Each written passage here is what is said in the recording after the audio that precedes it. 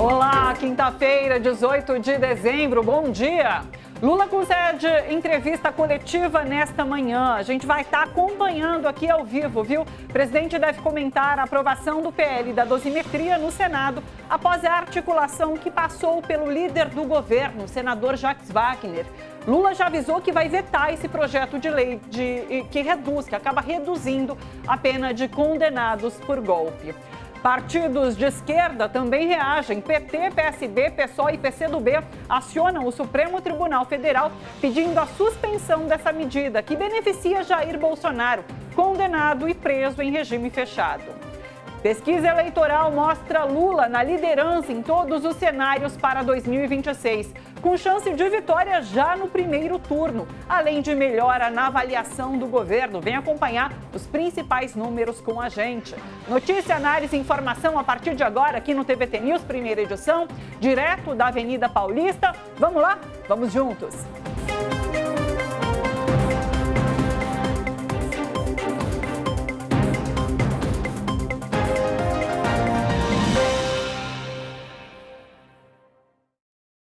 O presidente Lula concede entrevista coletiva a jornalistas logo mais, às 11 horas da manhã. Você vai acompanhar aqui com a gente ao vivo essa entrevista daqui a pouquinho. Lula deve ser questionado sobre o veto que já avisou que fará ao projeto de lei da dosimetria, aprovado nesta quarta-feira pelo Senado. Depois de apreciado pela CCJ, o projeto que reduz penas dos condenados pelo 8 de janeiro e beneficia o ex-presidente Jair Bolsonaro passou no plenário, com 48 votos a favor e 25 contrários, e segue agora para análise do Executivo. A aprovação na noite de ontem aconteceu após a articulação do próprio líder do governo no Senado, Jacques Wagner, que admitiu um acordo. Segundo o senador, a iniciativa foi, abre aspas, por conta própria. O governo previa um pedido de vista que empurraria a análise do projeto para o ano que vem. Mas Jacques Wagner, dizendo ver a aprovação como irreversível, pediu que esse pedido de vista fosse de apenas 4 horas, o que permitiu a votação no plenário na noite de ontem. Mas não me parece que essa seria a jogada máxima, simplesmente adiar para fevereiro uma votação que já estava escrita na CCJ por 15-11 e, quando no mérito, por 17, se não me engano, a 7 votos. Então foi esse o acordo que fiz. Chamei o presidente da CCJ, Otto Alencar, e disse a ele, olha, não temos mais, infelizmente, saída, estamos perdendo no voto. E ele aqueceu, apesar eu nem sabia do acordo que tinha feito na noite anterior, mas eu quero dizer que não me envergonho de nada, estou muito tranquilo com aquilo que fiz e que eu acho que foi correto. Evidentemente, alguns poderiam querer postergar esse debate para fevereiro, depois do nosso recesso. Na minha opinião, não mudaria o resultado que será proclamado por Vossa Excelência quando for aberto isso aqui. Além de assumir a articulação, o senador confessou não ter consultado nem o presidente Lula e nem a ministra-chefe da Secretaria de Relações Institucionais, Gleisi Hoffmann. A mim não me motiva empurrar com a barriga para um pouco depois aquilo que já está claro que vai acontecer e ficou expresso nas votações aqui, mesmo nos requerimentos. Então, eu fiz, e sem consultar o presidente da República ou a ministra Gleisi, porque eu acho que quem está na política tem que ter coragem de se arriscar. A política sem risco não tem graça. E me arrisquei e não me arrependo de ter vindo aqui para ter feito um acordo de procedimento e não de mérito. No mérito, meu partido fechou questão contra essa matéria. O governo orientará contra essa matéria, porque eu não acho menor o crime contra a democracia. O que nós vimos em 8 de janeiro de 23 é muito grave. Segundo reportagem de Daniela Lima no UOL, o senador Jacques Wagner não continuará líder do governo no Senado em 2026. Essa mudança já era cogitada pelo Planalto e foi definida após a atuação na CCJ. Na tribuna, o senador Renan Calheiros criticou a votação a toque de caixa. Vamos dar uma... Essa votação é talvez a votação mais importante da minha geração, Eu estou aqui nesse Senado há 4 mandatos. Esse é o meu 4º mandato. Eu nunca vi uma indignidade dessa. Eu nunca vi, às vésperas do Natal, um líder do governo querer dar de presente um peru para os golpistas que atentaram contra a democracia e o Estado democrático de direito. Senhor presidente, eu me recusei, falei na comissão da mesma forma que estou falando aqui. Para surpresa minha, eu trago aqui comigo uma declaração que o senador da Bahia fez há pouco aqui mesmo no Senado, quando defendeu o mérito da proposta e disse até que torcia para que o presidente Lula, no melhor espírito natalino, sancionasse a infame dessa dosimetria. Senhor presidente, hoje é um dia muito triste para essa casa e especialmente para mim, que vi uma farsa ser proposta em nome de um projeto que vai possibilitar a arrecadação de mais alguns milhões ou bilhões de reais. A ministra-chefe da Secretaria de Relações Institucionais, Gleisi Hoffmann, classificou a decisão de erro lamentável. Em postagem nas redes sociais, Gleisi afirmou que a condução da liderança do governo no Senado contrariou a orientação do Planalto. Gleisi destaca: o presidente Lula vetará esse projeto. Condenados por atentar contra a democracia têm de pagar por seus crimes. Ao meu lado aqui no estúdio, Eduardo Castro, Laura Capriglione, bom dia para vocês. Bom dia. Um dia difícil. Quero ouvi-los, avaliações, vamos buscar entender o que aconteceu então no Senado ontem, diante dessa aprovação do PL da dosimetria. Laura. Bom, primeiro uma confusão gigantesca, um bate-cabeça insuportável, né? E hoje em dia, neste dia aqui, as redes sociais bombando, Jacques Wagner, traidor, bom, enfim, eu iria com mais cautela, sim. Eu acho que, em primeiro lugar, todo mundo sabe, e o Jacques Wagner, de quem eu não gosto, aliás, e já critiquei em muitas oportunidades, mas eu acho que nós temos um governo que a gente sabe que é um governo minoritário no Congresso. Não é mais ou menos minoritário, é francamente minoritário. É um governo que está atuando sempre na beira do precipício, porque o tempo inteiro esse Congresso está disposto a pegar não sei se vocês se lembram, mas até não faz 3 meses a gente estava discutindo impeachment. Sim. Impeachment do presidente Lula. E a extrema-direita é francamente majoritária, e os bolsonaristas são francamente majoritários nesse Congresso. Então, o que eu acho é o seguinte: toda a ação do governo Lula está sendo uma ação de redução de danos. É reduzir danos. Nós tínhamos um bloqueio acontecendo naquele exato momento dessa votação, que era o bloqueio da questão tributária, da questão orçamentária. Era um bloqueio que poderia inviabilizar o governo em 2026. Sim. E isso foi tirado da frente. O governo conseguiu ontem, numa vitória impressionante, e precisamos falar que é impressionante, o governo conseguiu pegar e acabar com uma série de isenções de setores empresariais isentos do imposto de renda por causa de benefícios atribuídos lá atrás. O governo conseguiu pegar e recuperar 20 bilhões de reais para o orçamento público para 2026. Isso não é pouca coisa. Isso é o tamanho da briga do IOF. Então, eu acho que ontem o governo conseguiu essa vitória na Câmara e no Senado, ou seja, o governo conseguiu recursos para funcionar em 2026. Isto não é pouco. Isto é muita coisa. Isso é Conseguiu tributar as bets. Foi menos do que a gente queria. Foi menos, mas foi. Conseguiu tributar as bets, conseguiu tributar as fintechs. E nós estamos falando de um negócio que claro, é gravíssimo. Claro, fala de assassinos, de benefícios que poderão vir a ser concedidos a caras que planejaram o assassinato do presidente Lula, do Alexandre de Moraes e do vice-presidente Geraldo Alckmin. É grave, é grave. Só que isso ainda pode ser administrado ali na frente.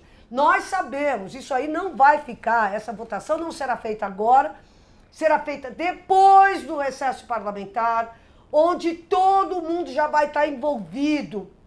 Então já está todo mundo falando que vai ser em março, que vai ser um momento em que as coalizões, os acordos para a eleição presidencial estarão sendo feitos, estarão na mesa e tal. Então o governo conseguiu um respiro agora para pegar e administrar o país em 2026 e jogou para frente uma coisa que vai ter que ser decidida em 2026. Sendo que o governo já falou, e eu acho que os petistas que estão tão revoltados, e eu entendo essa revolta, mas os petistas têm que pensar o seguinte: o Lula já falou, eu vou vetar, e toda a bancada do PT votou contra a dosimetria. Então, o PT não pegou, entregou lá, não, pode pegar e anistiar golpista. Não, o PT não falou isso.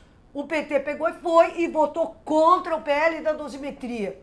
O presidente Lula falou, eu vou vetar isso. E agora tem toda uma disputa. Esse projeto, ele é podre por natureza. Ele está podre, apodrecido já no nascedouro. Por quê? Porque, diferentemente do que os caras que defendem esse projeto do Sérgio Moro pretendem, esse projeto que foi votado ontem na Câmara é completamente diferente do Senado, é completamente diferente do que foi votado na Câmara. Sim. Portanto, ele não poderá ser entendido como um PL que, olha, se isso aí for votado, isso aí vai tá aprovada a dosimetria. Não, não. Porque ele muda a natureza. Então, ele vai ter que, forçosamente, voltar para a Câmara. Então, quer dizer, nós temos uma ida e vinda. Ele é inconstitucional por vários motivos e tal, não sei o quê. Então, há batalhas a serem travadas na sociedade civil, primeiro, que está furiosa com isso. E eu vi ontem a manifestação do Caetano Veloso, furioso. A sociedade civil está furiosa. Então, primeiro, vai ser uma batalha na sociedade civil, vai ser uma batalha no STF, vai ser uma batalha no Congresso. Então, vai ter os vetos do presidente, Bom, tem tudo isso que vai ser para o ano que vem. E de cara, hoje, já nós temos um orçamento para 2026, que é um orçamento fundamental até para o Lula se candidatar em 2026. Um orçamento fundamental, nós temos ele já aprovado. Então, eu acho que, considerando que nós estamos lutando, assim, e eu ouvi num dos grupos as pessoas falando, cara, o impressionante é tudo que o governo Lula conseguiu fazer até agora com um Congresso absolutamente contrário a ele. E eu acho que é de novo isso. Nós conseguimos ontem um milagre, a aprovação de coisas que é essa questão tributária, a questão das receitas e tal, que é um negócio que estava pendurado ali. Sim. E não saía. E saiu. Então, eu acho que negociar é o forte desse governo e nós vamos continuar nas ruas, na luta para pegar que esse PL da dosimetria não seja aprovado. E nós vamos ganhar onde? É nas ruas. Querer ganhar nesse Congresso, desculpa, com Jacques Wagner, sem Jacques Wagner e tal, não sei o quê, esse Congresso não tem vitória. A única coisa que pode propiciar é a pressão das ruas. E isso nós ganhamos tempo, nós teremos tempo até março para pegar e pôr o povo na rua, isso no bojo de uma campanha eleitoral pela reeleição do presidente Lula, nós temos muita chance de pegar e reverter esse quadro. Então eu acho que o PT tem que pegar e parar de fazer confusão entre si, entendeu? A Gleisi Hoffmann, e falando sério, a Gleisi Hoffmann mandar uma reprimenda por tweet ao Jacques Wagner, sinceramente, não ajuda em nada o debate que nós temos pela frente, entendeu? Não ajuda em nada. Eu acho que o PT tem que pegar e recolher o seu time e falar, ontem nós colhemos uma grande vitória. E nós estamos pegando e confiando na mobilização popular para março. E vamos barrar essa dosimetria em março. É Sim. isso. Você citou essa contrapartida, né? Deixa eu trazer a informação. Como contrapartida esse acordo em torno do projeto da dosimetria, o Senado aprovou o projeto de lei que reduz em 10% benefícios fiscais concedidos a empresas e aumenta a tributação sobre bets e fintechs. O texto, aprovado na madrugada, segue agora para a sanção do presidente Lula. No Senado, o placar foi de 62 votos favoráveis e 6 contrários. Defendida pelo governo, essa proposta evita um corte de mais de 20 bilhões de reais no orçamento de 2026 e destrava a votação do orçamento prevista para ocorrer até amanhã, antes do recesso do Congresso. A redução de benefícios atinge incentivos concedidos com base em 9 tributos, entre eles o PIS/PASEP e o COFINS. As casas de apostas terão um aumento gradual de alíquota sobre a receita bruta, que chegará a 15% em 2028. Já as fintechs terão a tributação elevada de 9% para 12% em 2026 e para 15% a partir de 2028. Edu Castro. Bom, não estou preocupado. Estou me sentindo atingido pela decisão do governo e pela mentirada que saíram contando ontem, de manhã até de noite. Eu não sou do PT, eu nunca fui de partido político, nunca fiz movimento sindical, nunca participei de movimento estudantil. Eu tenho uma posição ideológica com relação à vida. E estou me sentindo, uma vez que não faço parte de nenhum desses grupos, ou seja, não estou incluído em nenhuma negociação ou em nenhuma espécie de entendimento mais ligado àquilo que pode ser considerado a vida partidária, decisões a partir de votos, estou me sentindo tão decepcionado quanto eu me senti no dia em que Maluf e Haddad deram as mãos com o Lula no meio dos dois. Existem alguns acordos que não se fazem. Não se fazem. Porque na frente tem resultado muito pior do que aquele de hoje para amanhã. Essa é a minha sensação. Mas vou pegar do começo. Não me sinto preocupado porque a gente já vinha falando isso. Vai vetar, vai voltar o veto e vai ser março que é a hora de negociar com o governo, que vai estar cada vez melhor nas pesquisas. Em março você já vai ter sentido no teu bolso os 5 mil do imposto de renda. Algumas obras que estão sendo entregues agora já vão estar funcionando, sejam elas quais forem. Então, economicamente, o Brasil estará melhor. Então, a disputa política no mês de março, até porque em abril é que se fecha acordo, não acordo de fio de bigode, mas se assina acordo, candidaturas para o mês de outubro, não vai passar, seja de um jeito, seja de outro. Até porque há um erro procedimental bárbaro, né, que é, eles modificaram um projeto no Senado. O mérito, sim. O mérito do projeto. Já vou trazer isso dizendo a partir do STF. Sim. Assim, então só vou dar a minha leitura. Quem fez a emenda é Sérgio Moro. Sim. Você acha que Sérgio Moro tem capacidade de fazer alguma correção de redação? Não. Ele não conseguia fazer ele não consegue fazer falando. Como é que ele vai fazer? Não. Então aqui exato. Então aqui você tem uma falha procedimental, uma fraude, né? Uma fraude, porque a regra do jogo a lei diz, procedimento no Congresso Nacional. Casa revisora fez revisão que não seja de texto, volta para a casa original. Então tinha que voltar para a Câmara. Sim. Então não vai valer. Seja o que for, não vai valer. Sim. Presidente Lula vetando ou não vetando. Agora, uma coisa é uma coisa, uma coisa é uma coisa, outra coisa é outra coisa. A quantidade de mentiras que a gente ouviu ontem de membros do governo, integrantes da base, foi uma coisa vergonhosa. Fiquem quietos, mas não falem mentira. Não tentem enganar todo mundo. Nem todo mundo é toroxo o tempo inteiro. Qual mentira, hein? Que não teve acordo, que ninguém sabia, que o Jacques Wagner fez sozinho, que estão brigando. É o partido mais bem organizado do Hemisfério Sul. Jacques Wagner admite que fez um acordo, sim. Mas né? O Lula não sabia. Vocês estão querendo me enganar? Ok, eu aceito muita coisa. Acredito que o Distrito Público também. seria muito mais aceitável se tivesse, como o presidente Lula tem feito com relação a ministérios. De uns tempos o discurso normal e comum ao longo da vida era: não, os partidos estão aqui com ministros do governo porque concordam com o nosso plano de governo, estão aqui para colaborar, estão colocando seus melhores quadros. De uns tempos a esta parte, o que o presidente Lula tem dito? São eles que vão escolher, é cargo deles. Com a União Brasil, o que está acontecendo agora de novo, é muito mais honesto, sob o ponto de vista da relação com o eleitor. Por quê? Porque é exatamente isso, a troca de dinheiro. Esses caras do Centrão querem dinheiro e cargo. Nós estamos dando dinheiro e cargo a eles porque vocês não me deram voto para eu ganhar sem isso. Para estar certo, está tudo claro. Agora, não tem acordo, Não, porque de manhã foi todo mundo para a reunião ministerial. Uma vergonha. Vergonhoso, absolutamente vergonhoso, e acho que terá peso. Por quê? Domingo quem saiu na rua foi para defender o fim da anistia. E eles puseram na mesa, seja por 1, 10, 25, 20 bilhões, que é o preço, colocaram isso para negociar. Sendo que não precisava.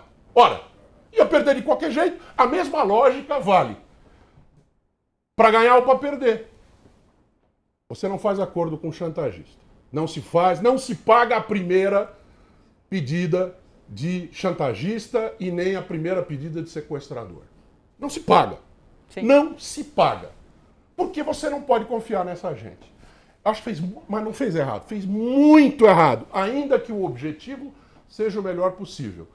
Cá entre nós, acertar um acordo em que o cara vai me matar e eu, tudo bem, esse aqui eu negocio, para mim tem alguma coisa errada.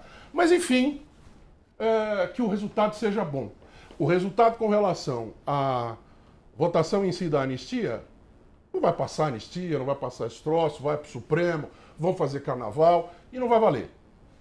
Para mim, um desgaste desnecessário, inclusive para comigo e para como vários como eu, por algo que não faz esses 20 milhões, primeiro que não são 20 milhões, é parte desses 20 milhões. Bilhões. Né? Não é parte. O que trancaram aqui na ação do Banco Master é 32 bi. Para a gente ver que no fundo, não é assim tanto dinheiro. Eles ficaram muito olhando para dentro do Congresso, fizeram o que a direita tem feito o ano inteiro. Só olha para dentro do Congresso. O distinto público aqui fora merece um pouco mais de consideração. Assim, opiniões divergentes, como vocês podem ver por aqui, mas né? Nós queremos o objetivo é o mesmo. Nós não temos dúvida de onde queremos chegar. Concordando ou não com essa primeira parte, realmente o governo conseguiu o resultado que queria com a questão do orçamento. Então, de fato, há muita divergência em relação ao PL da dosimetria, mas o resultado relacionado ao orçamento foi alcançado. Vou partir agora para uma outra notícia e vou chamar nosso convidado. Líderes de 4 bancadas da Câmara dos Deputados do PT, do PSB, do PCdoB e do PSOL entraram com mandado de segurança no STF pedindo a suspensão do PL da dosimetria. A ação aponta vícios formais no processo legislativo. De acordo com esse mandado, uma emenda ao projeto apresentada e aprovada na CCJ foi indevidamente classificada como uma emenda de redação, quando, na realidade, é uma emenda que altera o mérito do projeto. A gente vai entrar no STF pedindo para que volte para a Câmara esse projeto absurdo da dosimetria, dessa anistia, desse libera geral. Pedro, obrigado pela sua luta contra o golpismo. Eu quero dizer uma coisa para vocês. O presidente Lula hoje acaba de reafirmar esse projeto passando, ele vai vetar. Nós estamos entrando no Supremo, mas o Lula vai vetar, pode confiar nisso. O PL da dosimetria pode reduzir muito o período em regime fechado dos condenados pela tentativa de golpe de Estado, podendo chegar a menos da metade do previsto atualmente. No caso de Jair Bolsonaro, o tempo de prisão, cumpridos todos os benefícios previstos na legislação, passaria de quase 6 anos para cerca de 3 anos e 3 meses, com possibilidade de saída no início de 2029. Vamos dar uma olhada juntos aqui no telão? Vamos lá, como a dosimetria reduz então essas penas? Jair Bolsonaro, antes, 5 anos de regime fechado, passaria para 3 anos de regime fechado. A gente não colocou os meses, mas esse daí é um total assim, de anos, né? Braga Neto, antes 5 anos, depois 1 ano. Anderson Torres, antes 5 anos, depois 1 ano. Temos uma segunda tela. Almir Garnier Santos, 5 anos, passaria para 1. Augusto Heleno, antes 4, passaria para 1. Paulo Sérgio Nogueira, antes 3 anos, passaria para 1. Alexandre Ramagem, antes 4 anos, 1 ano. Lembrando que a gente está falando em regime fechado. Esse é o tempo que esses condenados passariam presos em regime fechado e com pele da dosimetria isso muda. Lembrando também que cada caso vai ser analisado individualmente no Supremo Tribunal Federal, caso o PL da dosimetria de fato avance, né? Por quê? Qual é a expectativa agora? É de fato que Lula vete esse PL da dosimetria, no entanto, a gente tem um Congresso que certamente vai derrubar esse veto. Por isso que a gente está se fiando numa decisão do Supremo Tribunal Federal, da Suprema Corte, que pode, de fato, por conta desses erros, todos processuais que, inclusive, Edu já trouxe para a gente viu agora na fala dos deputados, esse PL pode cair. E é isso que a gente está aguardando. Mesmo veto, acho que pela passagem do tempo, março, a gente fez essa conta quando? Antes de votar esse negócio, antes de começar a passar. A gente ontem de manhã, quando os caras estavam negociando na CCJ, a gente tinha informação aqui, não era só nossa, evidentemente, que o MDB ia votar contra, que iam pedir vista e que não ia ter acordo. Logo ia ficar para o ano que vem. Em alguns instantes teve acordo, votaram, tal, fantástico, beleza. Foi para a CCJ, mas continua sendo o ano que vem, porque você tem o presidente Lula, qualquer presidente, o Lula nesse caso, tem 15 dias para vetar a partir do momento em que vetar ou sancionar, a partir do momento em que o projeto aprovado na Câmara ou no Senado, no Congresso, chegue para o Palácio do Planalto. Só que no meio desses 15 dias tem Natal, Ano Novo, recesso. É fevereiro. Primeiro dia útil de fevereiro, começa a contar o prazo, ou de 14 dias, se o de amanhã se chegar hoje, ou de 15 se chegar só a partir de amanhã. Sim. Quando isso acontece, e você tem tudo isso no meio, e num ano como no ano que vem, em que o carnaval é 12 dias depois do início do ano legislativo, 12, sejam 15, sejam 14, é menos. Ela vai ficar para depois do carnaval. Sim. E até depois do carnaval, inclusive a gente usa essa expressão, ficou para depois do carnaval, a gente vai ver o que vai acontecer. Sim. Então, por isso que eu estou dizendo, a minha primeira frase foi, não estou preocupado, eu estou decepcionado mesmo. Eu olho só para o aspecto político e não para o aspecto prático. Isso não vai passar, esses caras vão continuar presos, e também por causa desse aspecto, que é a emenda de redação é uma coisa, emenda que muda o texto para valer em termos de o que realmente ele decide. Foi o que aconteceu, ele pegava um monte de gente, passou a mudar. Você tem alguma dúvida? Não, então não vai valer. Quanto a isso, não tem problema, não tenho nenhuma dor. Laura. Eu só queria dizer que esse projeto... Essa minha cadeira está contra mim hoje. Você está baixinho, realmente. Eu vou baixando aqui, porque eu vou levar... Parece que eu estou dentro do barril do Chaves, eu vou dar uma levantada aqui. Pronto, fica à vontade. E vou tentar equilibrar os 100 e tralala quilos aqui de uma maneira que ela não brigue mais comigo. Pronto. Diga, Laura. É que eu acho que o governo Lula ele está tendo que atuar de uma maneira extremamente pragmática, porque, vamos combinar, a coisa mais fácil do mundo é pegar e ter... eu faço mesmo uma reflexão mesmo, porque é muito fácil você pegar e ir pro pau. Eu vou pro pau, eu não admito, eu falo grosso, eu acho que esse Congresso é um bando de bandidos, larápios e tal, não sei o quê. É fácil fazer isso. Tem muita extrema esquerda no Brasil hoje que faz isso. E eu acho que tem um papel ótimo que existam essas pessoas para pegar e falar tudo isso. Só que nós estamos... o nosso governo, esse governo atual, não é meu, é o governo do Brasil, é um governo que tem um compromisso muito sério com a governabilidade. E não é vou agradar os ricos. É porque nós somos gato escaldado, mano. Nós já passamos por um impeachment. Nós já vimos onde que deu a gente pegar e falar, não, isso eu não aceito, aqui... Não, 2013, está na memória das pessoas. Vocês lembram? Sim. Era assim, era manifestação em plena Copa do Mundo. Eu não sei se vocês repararam que a esquerda inteira está muito mais responsável. A esquerda inteira, o PSOL, O pessoal estava fazendo campanha, ocupando como é que chama? O estádio lá do Itaquerão, em 2013, no Brasília, meio do... Estava impedindo a entrada de torcedor no estádio de Brasília. Pô, gente, só que de lá para cá nós vivemos uma coisa que ninguém achava que ia acontecer. Foi um impeachment absolutamente injusto, que foi a prisão do Lula absolutamente injusta, que foi a criminalização do PT e dos movimentos sociais absolutamente injusta. Eu sou amiga da Carmen Silva, que foi presa aqui em São Paulo porque era do movimento de moradia. Então isso não é uma coisa que aconteceu e que não deixou lembranças amargas em toda a esquerda. Então o que eu acho é o seguinte, esse é um governo que caminha num fio de navalha muito afiado, que pode partir a gente ao meio em 2 minutos. E o que eu acho é que nós temos que pegar e ser muito conscientes. Então, isso tudo que o Edu falou, as inconstitucionalidades desse PL, do Sérgio Moro, as inconsistências, a ofensa que é ao STF, tudo isso mostra que esse é um projeto que poderá cair daqui a pouco. O PT está dizendo, em alto e bom som, através da manifestação do seu líder na Câmara, Lindbergh Faria, através da Gleisi Hoffmann, através do voto de todos os senadores. E alguém aqui está falando, o Contarato votou a favor do PL da dosimetria. Votou por engano e já se retratou por isso. Sim. Então o PT votou por unanimidade contra o PL da dosimetria. Então, é um partido que está dizendo claro e alto que está em conformidade com o que as ruas disseram no domingo. E que está dizendo, nós vamos para a rua de novo para impedir esse PL da dosimetria.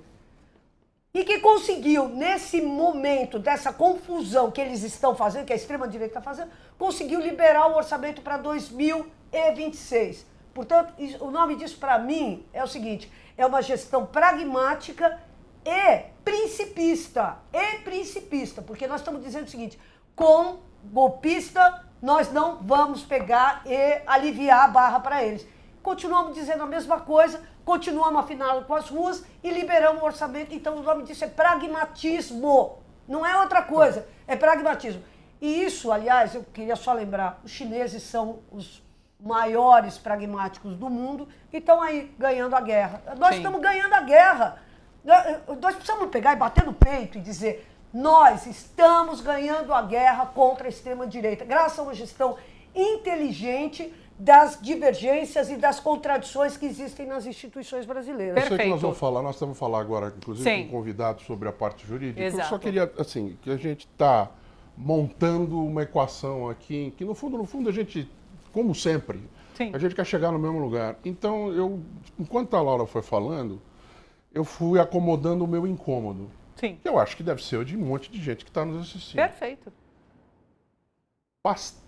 O meu problema, veja bem, se é um acordo, foi um acordo que aconteceu entre o governo e a oposição sabe que está acontecendo um acordo, não sabe?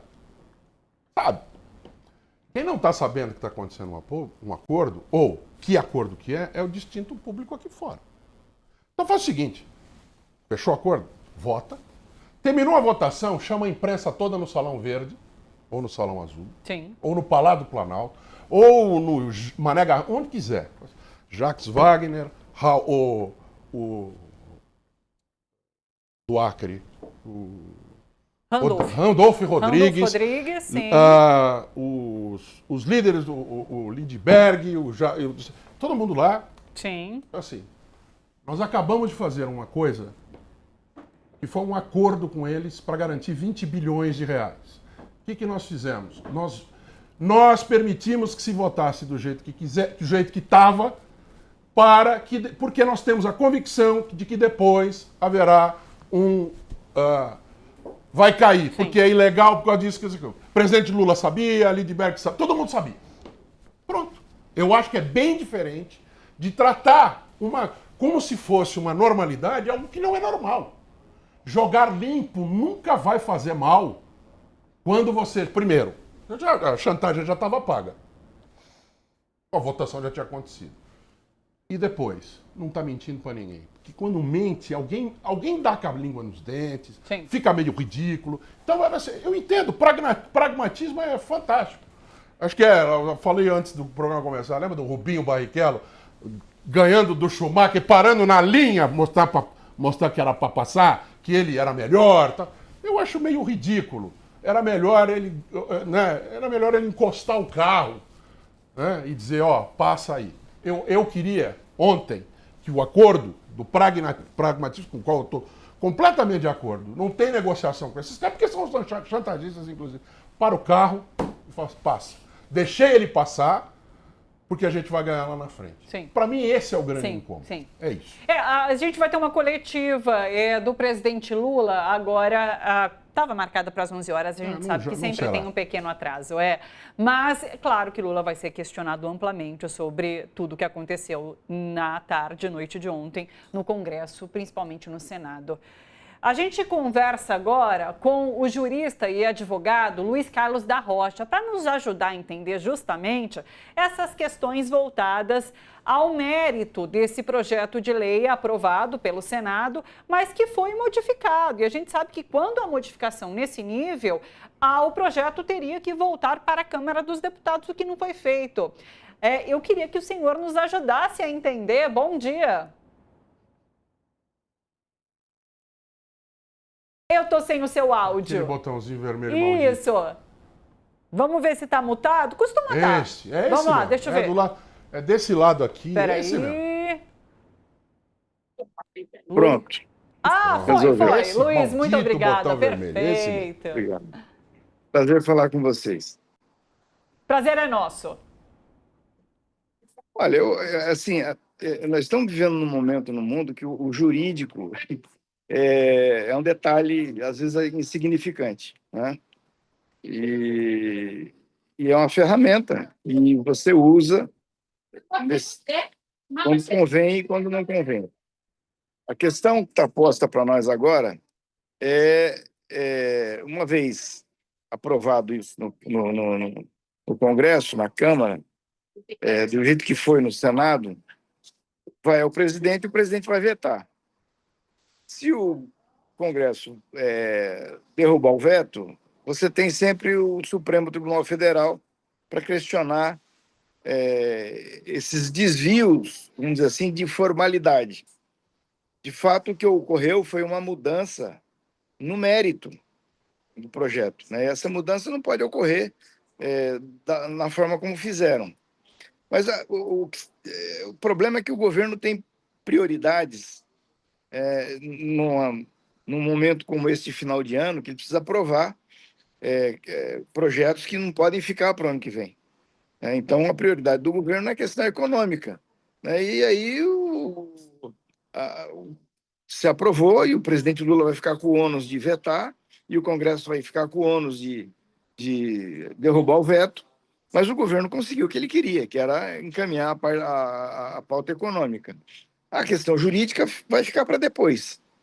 Vai ficar para depois, porque o presidente vai vetar e, se o Congresso derrubar o veto, isso vai virar uma discussão judicial, né? Porque, de fato, houve uma alteração que não é uma alteração de redação. Então, tentaram fazer crer ontem que era uma questão de redação, mas não é uma questão de mérito e, portanto, formalmente está errado. Formalmente, se isso prevalecer, o Judiciário, certamente o Supremo Tribunal Federal vai cassar.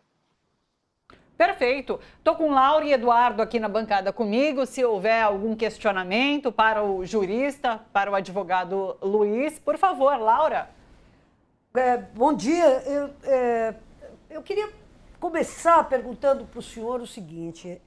Alguma vez o senhor viu uma bagunça como essa que nós estamos assistindo hoje no Brasil, que é isso, quer dizer, vota, aí desvota, aí vem veto, aí vem uma votação que piora tudo, aí vem um recurso que despiora. Estou usando despiora, que eu não podia deixar de usar hoje, que na verdade, foi o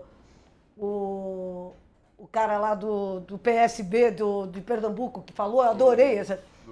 O novinho que a gente viu agora, o Pedro Campos. O Pedro Campos, que falou. Sim. Despiora, eu adorei despiora. Mas é isso, quer dizer, nós estamos não existe mais melhor, existe uma despiora.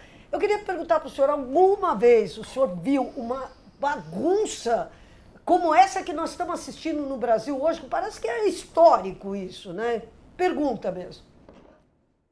Eu quero dizer a você o seguinte, que o momento em que a gente vive é que está proporcionando isso. Você tem um governo que não tem uma base sólida no Congresso, um governo que foi assediado por uma tentativa de golpe, né? Um governo que tem que conviver com um parlamento absolutamente adverso e que tem que negociar tudo. Tudo é palmo a palmo negociado. E com uma circunstância em que acordos não são cumpridos, né? A gente tem visto com frequência o presidente da Câmara confuso, desorientado, errático, né? Ele assume um compromisso e na sequência muda.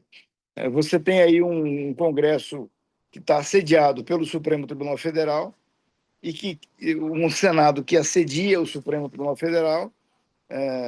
O Supremo está terminando de julgar o golpe e já se inicia uma nova fase, que é o problema do Banco Master, e outro problema tão grande quanto, que é o problema das emendas, que envolve uma quantidade que ninguém sabe direito de parlamentares, quantos estão envolvidos nisso, o que vai acontecer nessa questão das emendas, numa semana em que o Supremo determina uma operação de busca e apreensão na presidência da Câmara dos Deputados. Opa! Travou. Lá vai a A internet. gente...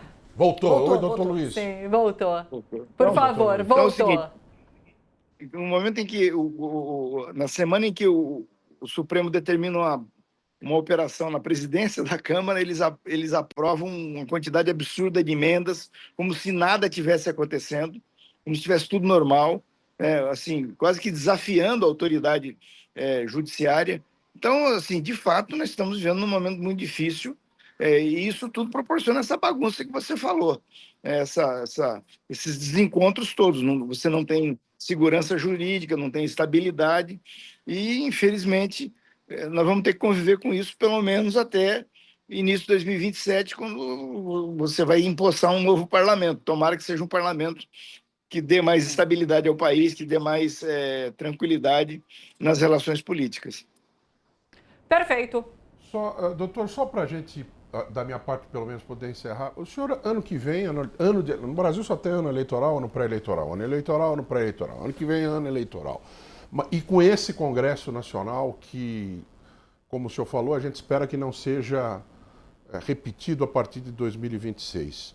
Teremos Cássio Conká, se eu não estou enganado, é Cássio Conká, né, que será o presidente do TSE durante a eleição. Isso traria alguma preocupação extra para o mundo jurídico a partir daquilo que a direita espera que aconteça? Bom, eu imagino que não, porque o TSE é um tribunal colegiado, né? O presidente não pode muito, mas não pode tudo. Cada ministro tem a sua esfera de poder. O presidente normalmente não relata processo, quase que não vota. Nós vamos ter também no TSE outros ministros, né, do STJ, do próprio Supremo. Então, eu não me preocupo com isso.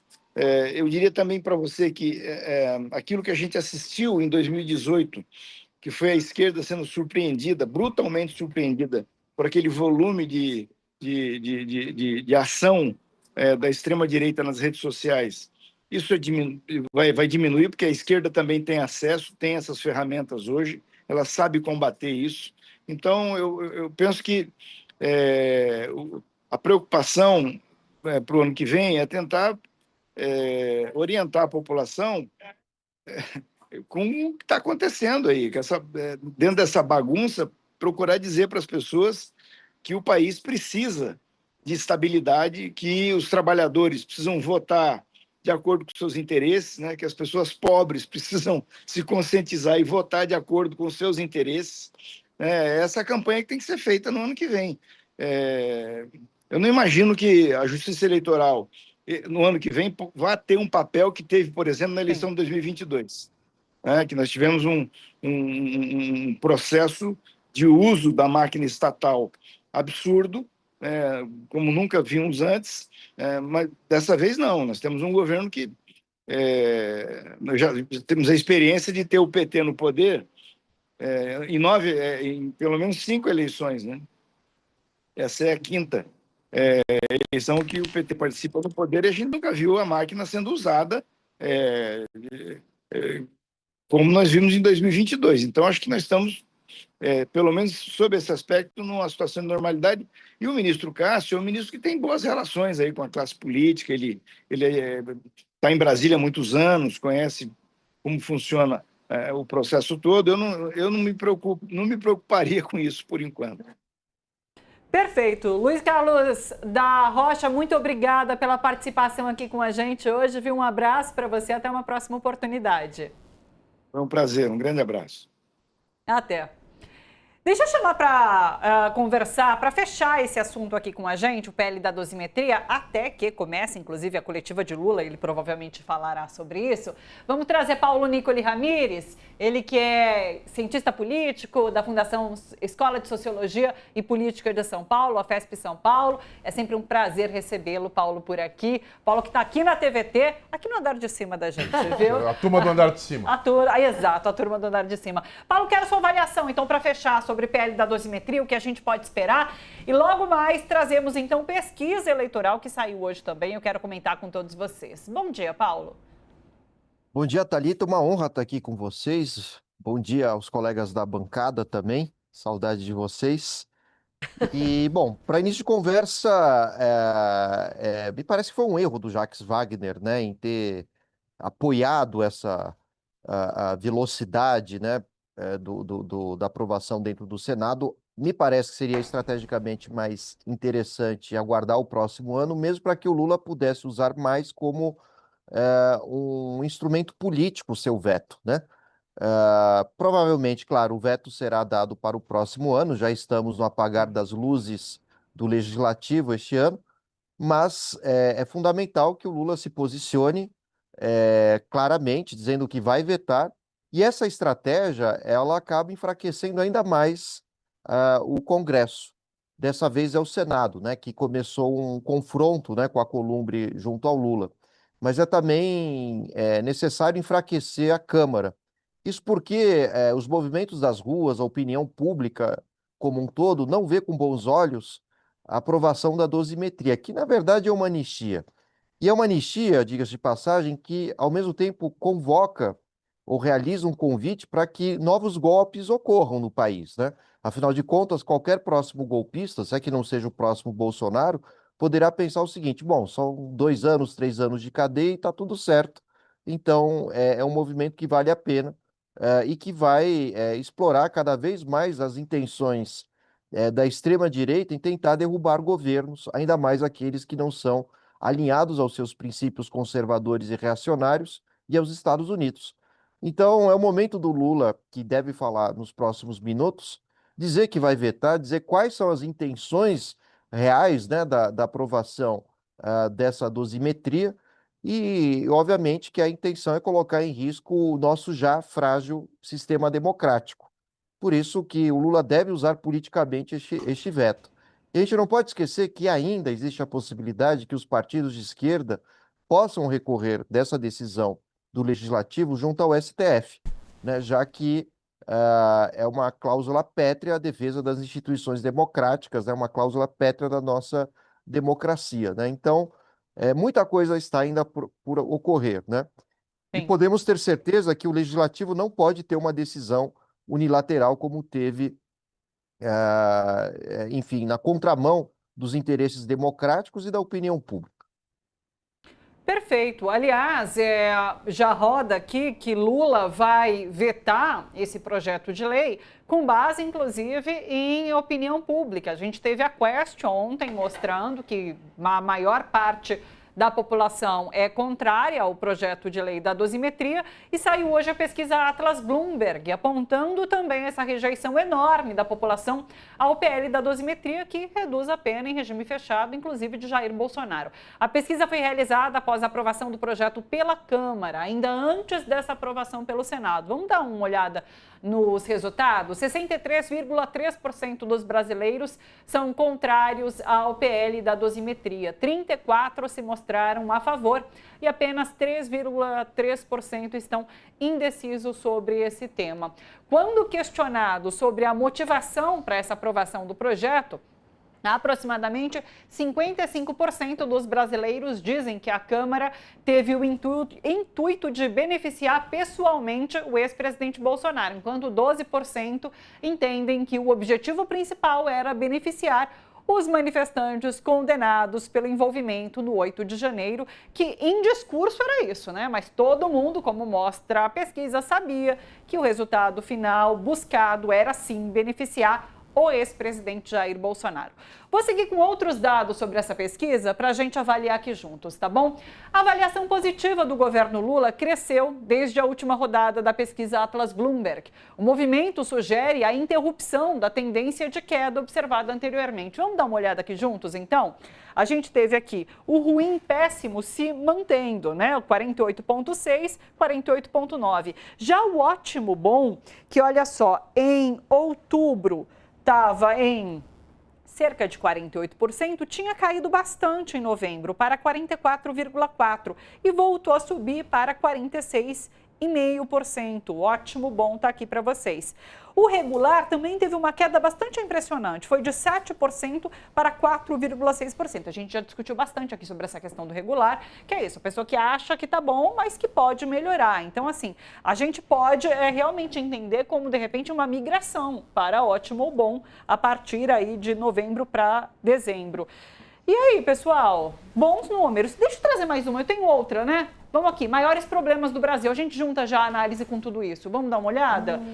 A gente tem aqui, veja só, a corrupção em primeiro lugar, que é bastante histórico, né? A criminalidade, o tráfico de drogas, e aí aqui entra essa pauta da segurança pública, que a gente tem discutido bastante, mas tem índices que estão baixos e que em outros momentos eram uma aflição bastante presente na população, como, por exemplo, economia e inflação.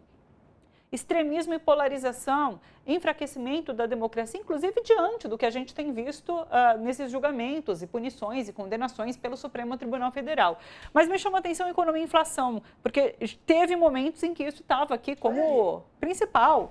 Está aqui, né? Por exemplo, exatamente, 35%. E olha como caiu. E caiu devido ao quê? Devido a uma melhora, realmente uma percepção real de melhora na situação, no bolso da população brasileira, na situação da população brasileira. Então tá, diante disso tudo, vamos conversar um pouquinho. Laura? Bom, eu acho que os resultados ali sobre a percepção da população em relação à PL da dosimetria mostra que estamos junto com o povo brasileiro. Sim. O povo brasileiro é contra esse PL da dosimetria, entende que isso é uma coisa que serve para beneficiar um bando de facínoras que atentaram contra o Estado Democrático de Direito e entende que o Congresso forçando a mão é um Congresso inimigo do povo. É simples assim. Sim. O Lula, é aquela coisa, o Lula vai vetar e o Congresso vai ter que pegar e afrontar o povo brasileiro derrubando o veto do presidente Lula. Então, você percebe que até nisso, quer dizer, não é que o Lula vai vetar, o Lula vetou, e aí o Congresso derruba o veto, como já aconteceram outros vetos que foram derrubados, e que a população não conseguiu se mobilizar porque não conseguiu entender a importância. Sim. Qual um desses vetos? A questão do PL da devastação.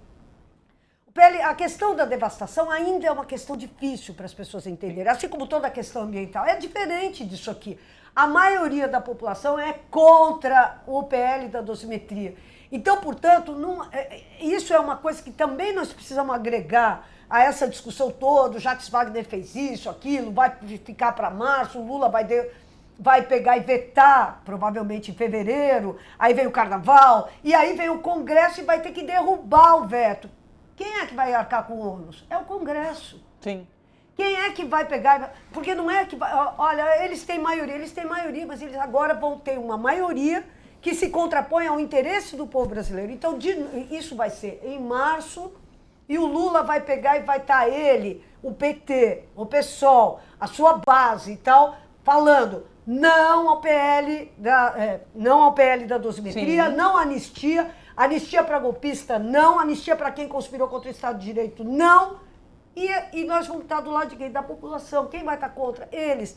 Isso vai fortalecer a nossa discussão, que é uma discussão necessária, todo mundo fala isso, sobre a necessária renovação do Congresso Nacional no momento em que a campanha eleitoral vai estar ganhando tração. Sim. É nesse momento que os candidatos vão estar se lançando. Então, portanto, até nessa coisa do timing, que vai ser obrigatório, né? Agora Sim. Nós estamos vendo, vai ser obrigatório, até nesse momento vai ser um timing bom, porque vai pegar e mostrar claramente que esse Congresso, apesar de ter voto ali de parlamentares, essa coalizão nojenta que a gente tem da bancada do boi, da bala, dos bilionários, das betes e tudo mais, essa coalizão nojenta vai ter que se levantar contra a vontade do povo brasileiro em março. Exatamente quando a gente vão estar surgindo os candidatos no nosso campo para ocupar o lugar desses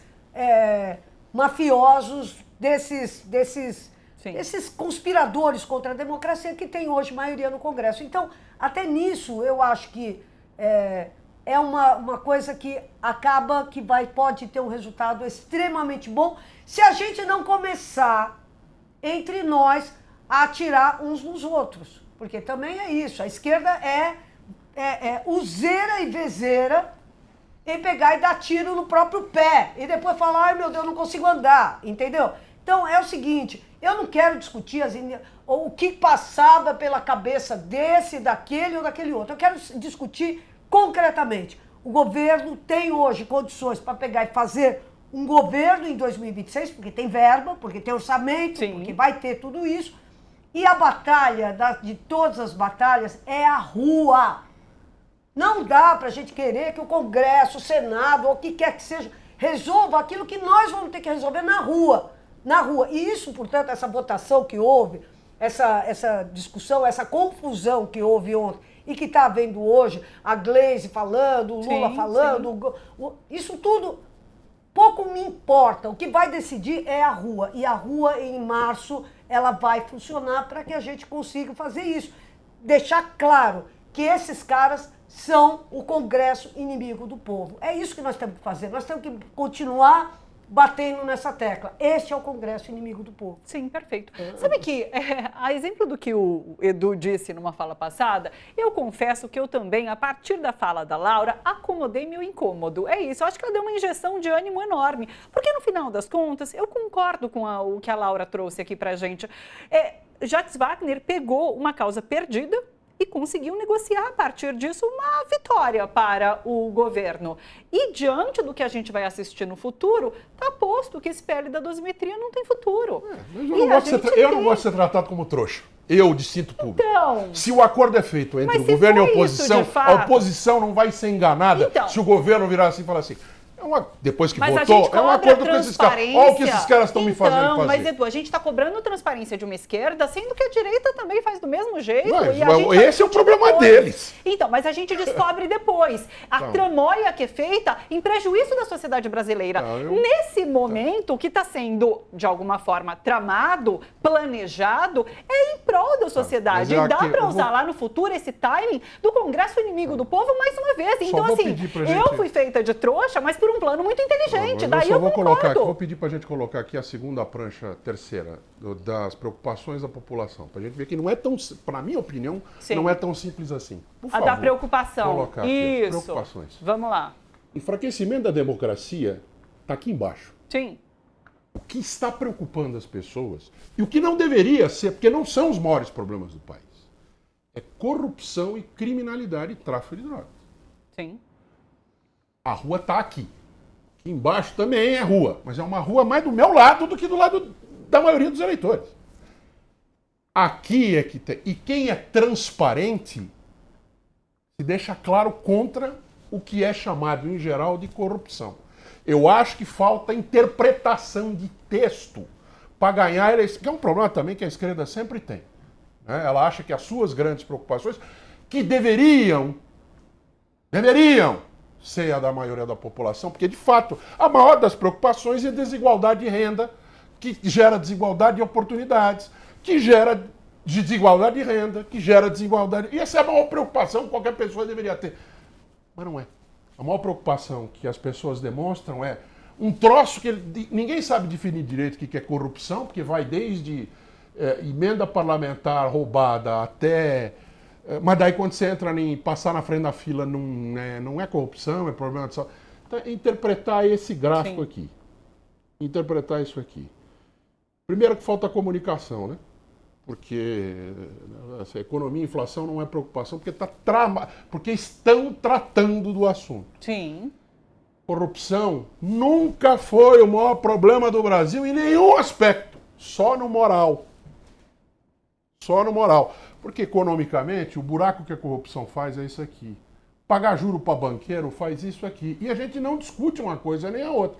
Então, isto aqui me preocupa muito, juntando com esse assunto. Juntando com essa perspectiva, é preciso saber ler para além das entrelinhas. Eu acho que se fala muito para dentro e cá entre nós, o que ganha a eleição no fato é a personificação de um gênio que é o Lula. Que é ele quem sabe comunicar, é ele quem consegue comunicar, é ele quem consegue ser e é ele quem consegue ganhar a eleição. Se deixar na mão dessa agenda do Congresso, nós estamos tudo lascados. Porque, na verdade, são duas pautas, inclusive, que caíram no colo da esquerda depois que a direita atuou da forma que tem atuado no Congresso brasileiro. Subiu na preocupação porque apareceu no noticiário. Sim. Só por isso. Sim. Por quê? O que aconteceu de corrupção o INSS, desculpa, a corrupção está sendo combatida. Hoje então não devia ser. Polícia Federal, então não deveria ser mais Sim. tanta preocupação. Sim. Criminalidade e tráfico. Sim. O que aconteceu nos últimos tempos Sim. com relação a aumentar a criminalidade? Não aumentou, só teve mais divulgação. Isso aqui é mais preocupante do que qualquer outra coisa. Deixa eu jogar para o Paulo, quero te ouvir também. Por favor, Paulo. Bom, eu diria que a estratégia também é esta, né? A gente discutir esses entraves, né, que estão correndo agora, né? Por um lado, Thalita, você tem razão, era uma pauta perdida, né? Mas eu tenho a impressão que segurar mais um pouco a aprovação e deixar para o próximo ano seria mais interessante, exatamente porque é o ano de eleição, né? Mesmo sendo uma causa perdida. No entanto, o veto, não se sabe se o Lula vai vetar hoje ou vai dar algum tempo ainda, né? Esperar o recesso. Tem a impressão que deve ocorrer ainda essa semana, exatamente por conta do recesso, mas o imbróglio jurídico vai permanecer, né? Já que os partidos de esquerda podem recorrer, levar ao STF, e se for essa situação de fato, talvez não seja um mau negócio, né? Exatamente visando a eleição do próximo ano. E outra coisa que acontece, embora eu tenha dito isso várias vezes por aqui, embora o Lula tenha derrotas no Congresso, ele vence na opinião pública. E ano que vem nós teremos a eleição legislativa mais importante da história, né? Mesmo considerando desde a fundação da República. Pouco se dava atenção à campanha legislativa, né? O PT, inclusive, sempre teve como principal estratégia buscar ocupar a presidência, né? Claro que eleger senadores, deputados também, mas o PT sempre teve isso em mente, né? Que nunca seria a maioria, mas seria o maior partido de esquerda dentro do Congresso, e assim foi. Mas nós estamos numa situação tão forte, né? De crítica ao Congresso, principalmente depois que ele foi tomado pelos bolsonaristas desde 2018 e também em 2022, que o PT terá como grande missão para a eleição do próximo ano não apenas eleger o Lula, mas colocar a pauta, né, de colonizar o Congresso como uma das mais importantes. Está mais do que claro que presidente não faz nada sozinho, né? E isso não é um problema da esquerda ou da direita, né? Nem mesmo o Bolsonaro conseguiu mover um único passo, né, sem ter o apoio do Congresso dominado pelo Centrão. Mas passados, né, esses anos todos de redemocratização e a extrema-direita evidenciando essa estratégia de tomar o Senado e a Câmara, faz com que o PT não tenha outra alternativa, junto com os partidos aliados, do que pautar principalmente a campanha legislativa, né? A maioria das pesquisas mostram que o Lula é o virtual vencedor para o próximo ano. Flávio Bolsonaro não tem consenso na própria extrema-direita, a gente vê o Malafaia falando muito mal dele, o MBL também. Já comentei também que dos 4 filhos de Bolsonaro, os homens, né, o Flávio Bolsonaro é o centrão do bolsonarismo, né? É a figura mais sem graça, menos polêmica, pouco carismático, né? Ele se Tomou diz a moderado, vacina, Paulo. né? Isso deve afastar alguns votos, enfim, ele é o centrão do bolsonarismo. Então, é uma eleição, não podemos dizer que já está ganha, né? Mas há um favoritismo de Lula, então é um momento do PT e os partidos aliados focarem no legislativo. Dificilmente vão se sair com a maioria, mas é possível reduzir esse déficit. E será suficiente para evitar novos golpes, novas mudanças constitucionais, mas, enfim, eu tenho a impressão que esse deve ser o caminho. E o Lula vetar a dosimetria o coloca mais próximo da opinião pública, né? Mais próximo do que já está, depois de ter superado o tarifaço, depois de todas as questões em torno do imposto sobre os mais ricos, que embora tenha saído derrotado, a população sabe que os ricos precisam pagar mais impostos, mas agora é o momento do Lula se engajar num combate ideológico mais claro em relação ao Congresso. Está mais do que óbvio para todo cidadão que tem um mínimo de senso crítico e que valorize os seus próprios interesses, né, perceber que o Congresso joga contra a sociedade, né? O Congresso é um local ali de negociações das elites junto com a extrema-direita, é isso que predomina, e coloca em último plano os interesses da população.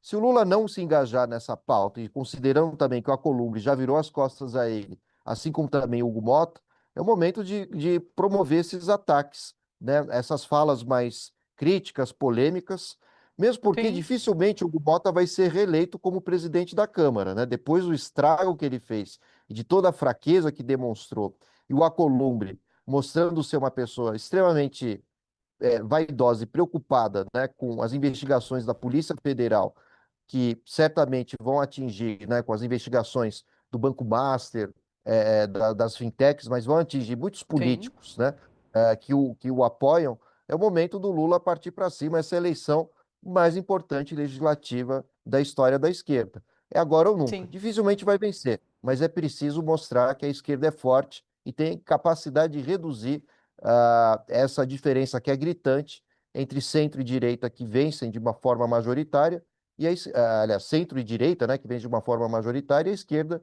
que sempre tem algumas cadeiras, mas esse é o momento de começar a reverter esse quadro. Perfeito. Aliás, você trouxe essa questão da eleição, né, do processo eleitoral. Deixa eu trazer os números, então, que a Atlas Bloomberg divulgou agora pela manhã, mostrando Lula, inclusive, muito próximo de vencer em primeiro turno contra todos os candidatos concorrentes. Dá uma olhada aqui. Olha só que interessante. Esse primeiro cenário mostra Lula, Flávio Bolsonaro e Tarcísio de Freitas. Lula tem 48%. Na margem de erro, inclusive, ele já venceu em primeiro turno. Flávio Bolsonaro se destaca à frente de Tarcísio de Freitas. Achei bastante interessante. Daí a gente vai para o cenário 2, em que Tarcísio de Freitas não participa. E veja só, os votos de Tarcísio não migram automaticamente para Flávio Bolsonaro. Ele recebe parte deles, mas a gente tem uma distribuição aqui também, por exemplo, para Ronaldo Caiado. O terceiro cenário traz apenas Tarcísio de Freitas e Flávio Bolsonaro não. E Tarcísio de Freitas tem uma votação aqui menor, inclusive, que a de Flávio Bolsonaro. Agora, quem tem uma votação, inclusive, maior do que os dois? Michele Bolsonaro. Tá aqui. Já tudo na margem. Na margem, abraçados.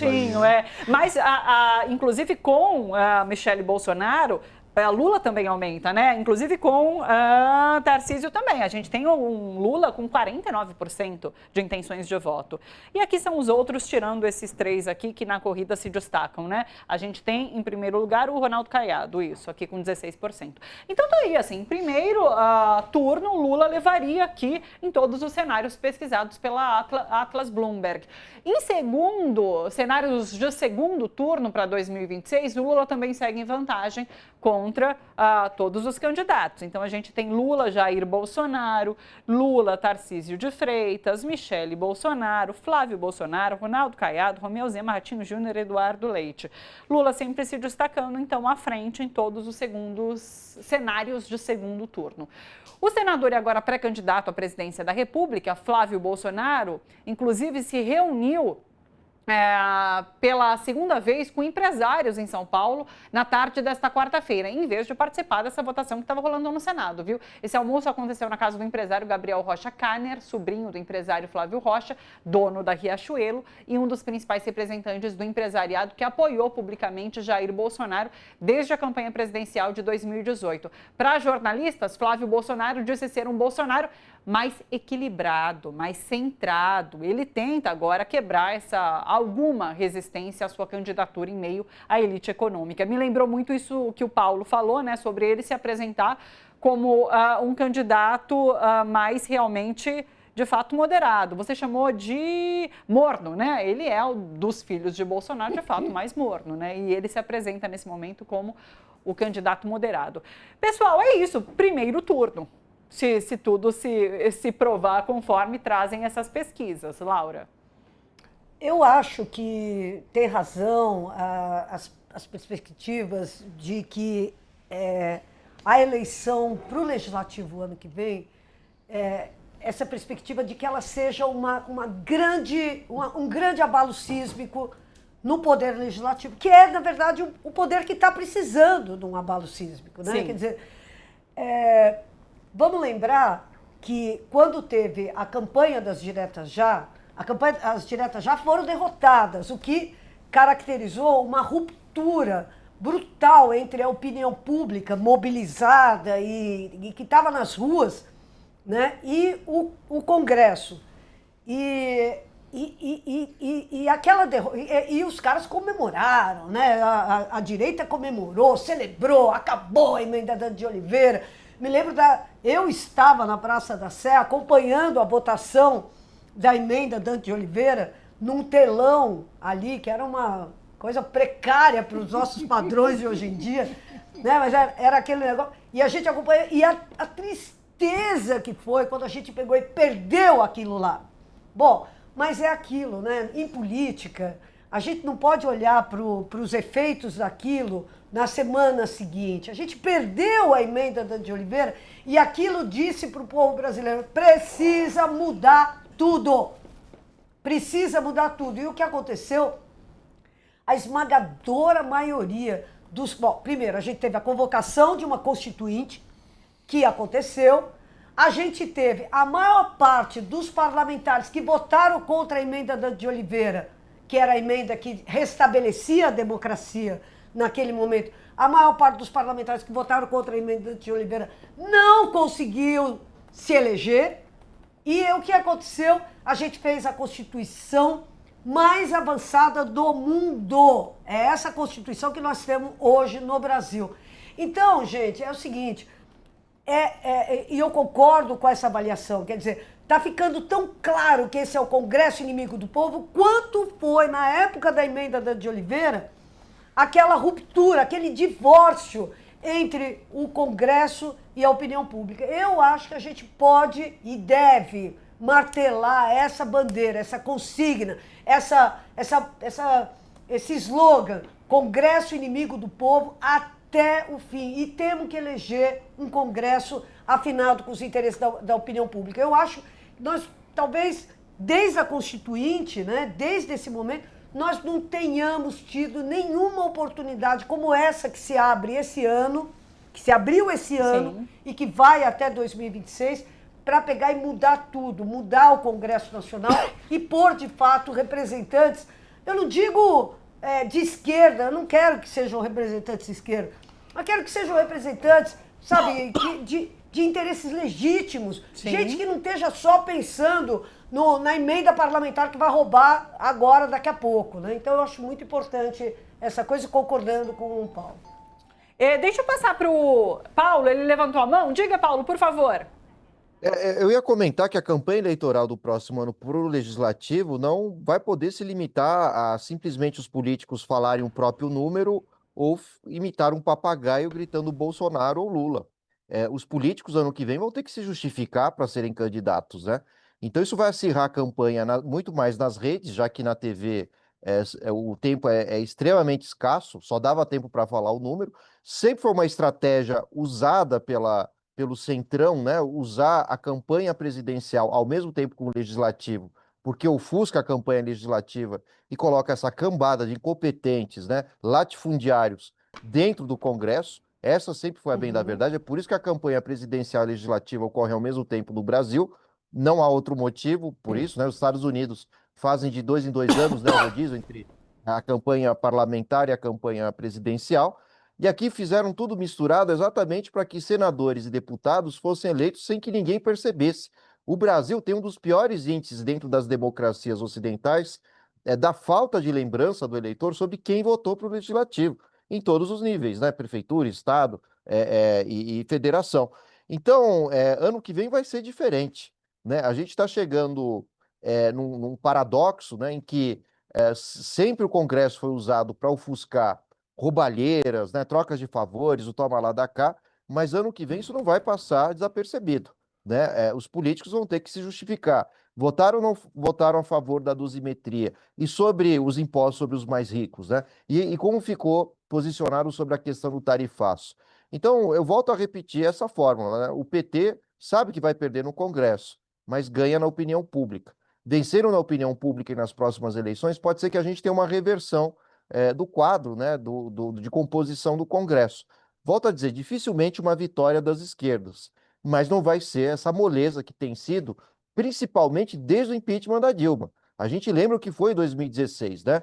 Um monte de deputados, né, de extrema direita vindo falar que em nome da família, da propriedade, enfim, das suas crenças religiosas, né, e com frases, na maioria das vezes misóginas, né, acabaram derrubando a Dilma num golpe parlamentar. E mais um detalhe, né? Se a gente olhar que o poder é constituído por 3 poderes no Brasil, a gente pode dizer que nunca a gente teve, de fato, um poder de esquerda aqui, né? Essa é a grande lenda, né, comentada pela extrema-direita, né? O Lula sozinho não faz nada. O Congresso, historicamente, sempre foi hegemônico de direita, né? Para que haja um governo de esquerda, não basta apenas eleger um presidente. É preciso ter deputados e senadores, pelo menos a maioria, de esquerda. Então, por mais que a direita tenha esse temor, né, imaginário, né, de que a esquerda vai acabar com a família, com a propriedade, que vão colocar uma madeira de piroca nas escolas, né, a gente lembra dessa história, kit gay, etc.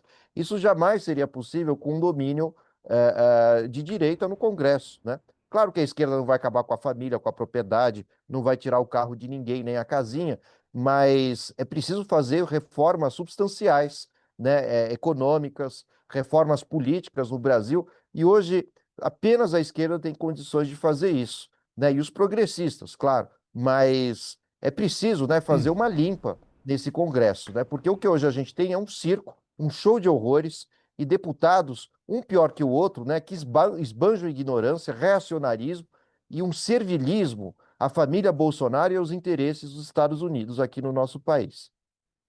Perfeito. Deixa eu trazer uma outra notícia para você comentar, Edu, pode ser? Vamos falar sobre União Brasil, já que você inclusive trouxe anteriormente na sua fala um pouquinho sobre essa questão. O presidente Lula anunciou a saída do ministro do Turismo, Celso Sabino, em decisão comunicada durante a última reunião ministerial de 2025. Sabino, que foi expulso do União Brasil após se negar a deixar o governo, perdeu agora o comando da pasta a pedido da própria legenda que o indicou. A substituição foi acatada pelo Palácio do Planalto como uma maneira de pacificar a relação com a União Brasil e garantir apoio político no Congresso, embora a liderança do partido tenha anunciado o afastamento da base governista. O nome indicado para assumir a pasta é de Gustavo Feliciano, empresário e filho do deputado federal Damião Feliciano. Isso tem apoio da cúpula do partido. Com a entrada de Flávio Bolsonaro nesse páreo presidencial de 2026, o União Brasil passou a rever a sua estratégia e dá alguns sinais de aproximação com o presidente Lula. Nos bastidores, a avaliação é que a disputa na direita fica mais fragmentada, o que amplia o poder de negociação do governo com partidos do centro. Vejo todo sentido nessa negociação, vejo todo sentido na maneira de comunicar. Sim. Ninguém está tratando o distinto público de trouxa quando diz assim, ó, eles querem, e eu quero trazê-los para a base para a eleição do ano que vem. Sim. Eu quero palanque e quero que eles não me incomodem, já que não vão me ajudar, a eleger uma bancada no ano que vem. Obviamente que o presidente Lula não está pensando, e isso foi provado ao longo do tempo, né, em que isso vai trazer voto para dentro do Congresso Nacional. Não vai, esse tempo acabou. O tempo de você dar ministério em troca de voto, apoio político dentro do Congresso, acabou quando as emendas se tornaram obrigatórias. E à medida em que as emendas obrigatórias aumentaram, tanto em quantidade quanto em dinheiro. Acabou. Isso não existe mais. Sim. Toma lá da cá por voto no parlamento, não existe mais. Só que está me deixando. A mim está claro, pelo menos, que não é disso que se trata. É uma negociação pensando na eleição. Ainda que seja, também na minha visão, um pouquinho extemporânea a maneira de se negociar, mas eu estou entendendo o que está acontecendo. Não estou achando que o presidente Lula acredita que o partido de Kim Kataguiri e Sérgio Moro vai passar a apoiá-lo. Mas negociações estaduais fazem algum sentido em estados, principalmente, em que o presidente Lula é muito forte. PT é muito forte, presidente Lula é muito forte, esquerda é muito forte, progressismo é muito forte. Ok. Sim. Pragmatismo está aqui. Fantástico. Perfeito. Até porque, Sim, se o ministro não funcionar, o Ministério do Turismo, a gente consegue trazer algumas das habilidades desse ministério para o presidente da Embratur, que é quem faz o Ministério do Turismo. É a agência de fazer do Ministério do Turismo, está com o Marcelo Freixo. Então, ok. Eu acho que aqui se está fazendo política do jeito que os caras lá querem, não está ninguém sendo enganado, sim, mas vamos ver se funciona. Agora, a gente pode interpretar, Laura, como um recuo, inclusive, do União Brasil, dessa primeira decisão de se afastar, porque agora volta a entrar em contato pedindo, de fato, o Ministério. Gente, a cara de pau deles é isso. Então, quem fica mal são eles. Mas é que é assim que esse é o jogo do Brasil, né? Quer dizer, na verdade, por quê? Porque os partidos não têm espinha dorsal. Sim. A verdade é a seguinte, no Brasil, a começar por essa quantidade gigantesca de legendas, né, que a gente tem no Brasil. Isso, obviamente, não atende a interesses ideológicos precisos, atende a interesses paroquiais. Ali naquela paróquia, naquele lugar, naquele estado, para eu me eleger, eu preciso ter acesso ao fundo partidário. Esse fundo partidário eles estão me oferecendo a legenda, estão me oferecendo isso para eu fazer campanha. Então, são interesses que não tem nada a ver com ideologia, nada a ver com nada. E tem a ver com emendas parlamentares, tem a ver com tudo isso. Então, é grana, é dinheiro, é prestígio, é essa coisa. Então, eu acho até ocioso a gente pegar e debater isso, porque, na verdade, o jogo em um país... Se a gente for ser sério mesmo, no Brasil existe um partido, que é o partido da esquerda, que é o PT, que é o PSOL, que é o PCdoB, que é a rede, vamos lá, colocar. E tem o partido anti-esquerda, que é o resto. Então é isso. E aí, como isso se acomoda, tem a ver não com interesse ideológico, mas com esses interesses locais. Então eu acho até que isso aí o Lula sabe melhor do que eu, melhor do que você, melhor do que qualquer pessoa, como acomodar esses interesses e como organizar esses palanques que vão ser necessários para a eleição de E 2025. também deixa claro algo que também é uma conversa fiada que a gente ouve há muito tempo. É que tem muito ministério, o governo tem muito... Não tem muito ministério, tem o número necessário para contentar-se a gente. E ter um ministro a mais, ter um carro com motorista a mais, não faz a menor diferença, porque a estrutura continua a mesma. Sim. Se não, podia ter 7 ministérios, como já teve. O Bolsonaro começou com 15, depois foi 16, 17, 18, foi com 20 e pouco. Não faz a menor diferença. O Estado não cresce nem diminui, porque tem um ministério a mais ou um ministério a menos. E isso garante, ou pelo menos tenta garantir, uma tranquilidade e um espaço que sem esse ministério não teria. Não estou dizendo aqui no caso específico, para pegar o exemplo, que o Ministério do Turismo não presta para nada. Então fecha o Ministério do Turismo, ou abre, não faz... Não! Aliás, o turismo devia ser muito mais importante na economia brasileira e na cultura brasileira do que é. Entretanto, a estrutura do Estado dá conta de fazer com que as coisas aconteçam, tendo ou não ministro. Se funciona tendo ou não ministro, e é tão barato e não caro ter um ministro, dá pra... Você quer o quê, ministro? Quer o coroa? Você quer uma capa? Arruma uma capa aqui de ministro do turismo para dar pro cidadão. Pronto, tá resolvido. Dá para ele. Se quiser dar um cercadinho com brinquedo, dá também. Bota ele lá dentro, ponto final. Paulo, comentários? Bom, assino embaixo que os colegas comentaram, né? Mas só Sim. queria complementar a ideia de que é interessante essa visão que vocês têm, né? De que a época de trocar ministérios por apoio foi-se embora, né? Já que existem as verbas parlamentares, mas que hoje são alvo, né, de investigação da Polícia Federal. O Flávio Dino já impôs várias barreiras, né, a essa verdadeira festa do caqui, que eram essas verbas, né, sem justificativa de projetos dos parlamentares, sem transparência, né, na própria gestão desses recursos. Então, o União Brasil, ele percebeu esse movimento, né? Quer negociar com Lula exatamente para tentar reduzir o impacto que essas investigações vão trazer para o Congresso ano que vem, né? Porque não é só essa questão do veto do Lula em relação à dosimetria, né? O tsunami está para chegar dentro das bancadas de centrão, de extrema-direita, que desde Arthur Lira, né, principalmente com ele, mas na verdade desde Eduardo Cunha, mas principalmente com Eduardo Lira, foi feita, né, uma absoluta cegueira, né, de como esses recursos eram usados. Então tem muito deputado aí que está vendo a água chegando no umbigo. Sim. E União Brasil com certeza é um desses partidos, mas não é um partido absolutamente coeso. É um partido que a gente tem uma ala que não é lulista, mas apoia o Lula por interesses próprios, né, mas quer fazer parte do governo, e outra ala que a gente não pode esquecer, que é bolsonarista. Então, o próprio partido está dividido, né? A gente não pode esquecer disso. Não 50-50, né? Mas existe uma ruptura dentro do União Brasil.